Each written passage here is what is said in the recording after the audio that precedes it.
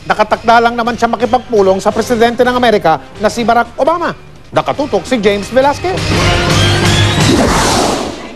Muling masisilayan ng boxing fan sa Amerika si Manny Pacquiao sa kanyang pagbabalik doon sa Miyerkules para sa press tour ng kanyang laban kay Shane Mosley. Pero hindi basta-basta ang US trip ni Manny. Bukod sa Las Vegas at New York, bibisita rin siya sa Washington DC kung saan makikipagpulong siya kay US President Barack Obama. Kaya naman gano'n na lang ang excitement ni Pacman na makilala ang pinakamakapangyarihang tao sa mundo. Handa na rin si Pacquiao sa magiging dialogo nila ni Obama. Bukod sa sports, baka pag-usapan din daw nila ang politika. I'm excited to meet the president and it's my honor. Ipapakilala ko yung Pilipinas and kung makabisita siya rito, mas maganda, di ba? And then kung hindi lang bisita or may maitulong siya sa ating bansa, especially to my province.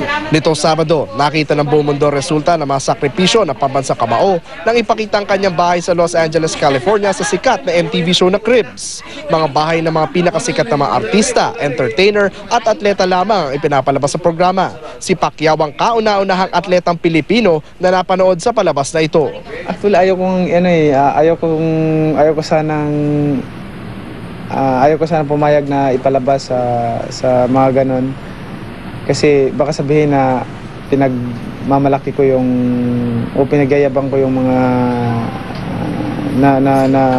nabili ko.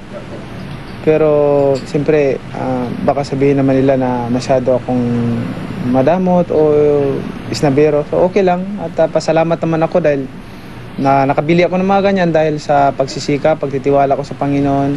James Velasquez sa Katutok, 24 Oras.